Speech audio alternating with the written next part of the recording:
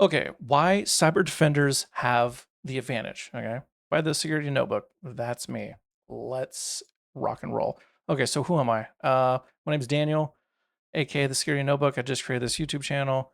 I have about 10 years experience between IT and cyber operations. I'm a SANS graduate. I got a graduate certificate in cybersecurity engineering, and I'm working on a master's in cyber operations from Boise State University. Fun facts, I have a smoker. It's a 1/4 inch steel offset smoker. I do a lot of briskets, pork ribs. It's a lot of fun. I live in Southern California, so it's sunny all the time. I like playing video games and I like going to the gym. Okay, without all that out of the way, what is the problem? Okay, it's this idea that adversaries only need to get lucky once, but as defenders, we need to get lucky all the time, right? And this is an absolutely insane idea. And I mean that in not in a good way.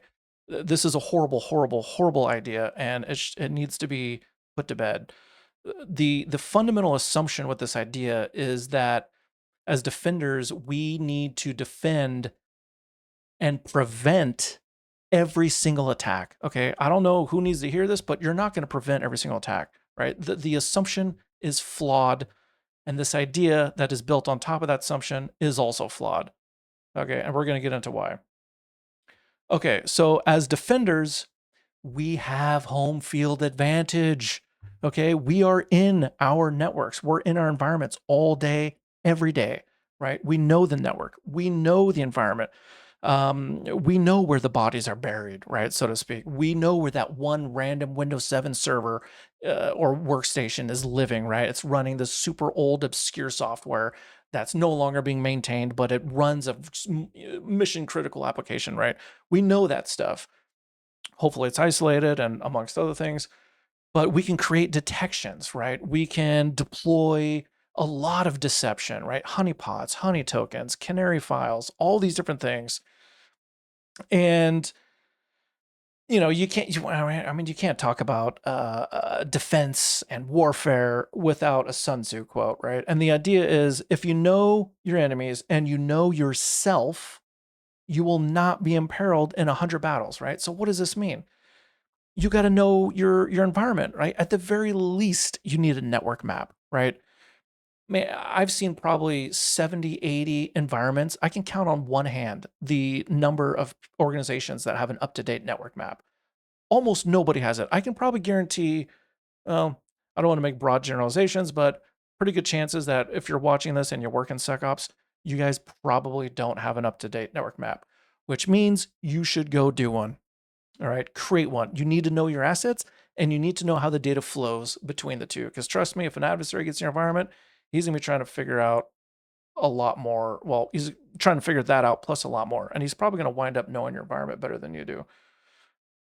So the idea is, right, so if you know your enemies and you know yourself, right? Know yourself, we just talked about that. Well, what does it mean to know your enemies?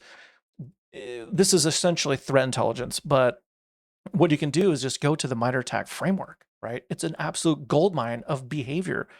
You don't need to know the names of the adversaries, the names of the groups. In my opinion, it's kind of useless. It's good to talk about adversaries because it's what it's representing is a collection of behaviors, and you just slap a name on it. So it's kind of like, hey, you know, APT 34 or APT 1, right? Anyway, we're not getting into the weeds on that, but essentially what it is a collection of behaviors. Well, where are those behaviors? Those behaviors are in the MITRE ATT&CK framework. On the homepage, if you go there, there's a little random button. You can click on it. It'll randomly tell you a new TTP, and you can spend 5-10 minutes reading it and moving on, right? And the idea is you need to know adversarial behavior, right? Know how they operate.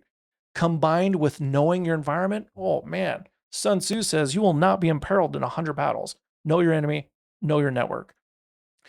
I mean, if you do not know your enemies, but do know yourself, you will win one and lose one, right? Just kind of hit and miss, right? You'll get compromised. Maybe you won't, you will. And then if you don't know your enemy and you don't even know your own network, you got bigger problems going on. Okay. Bigger problems. All right, let's move on. Defenders. The kill chain can be broken. Okay. The cyber kill chain is absolutely phenomenal. Is it perfect? No, not at all. But the idea when I look at this is I see 1, 2, 3, 4, 5 different opportunities to block an adversary, to stop an adversary in their tracks, right? To prevent them from their end goal of actions on objectives. Tons and tons of opportunity here. And the idea is it's a chain, right? In case anyone who doesn't know what this is, right? These are the hoops that an adversary has to jump through in order to accomplish their goals, right? Whatever that may be, either destroying your environment or exfiltrating data or ransomware or whatever, right? That's their actions objectives.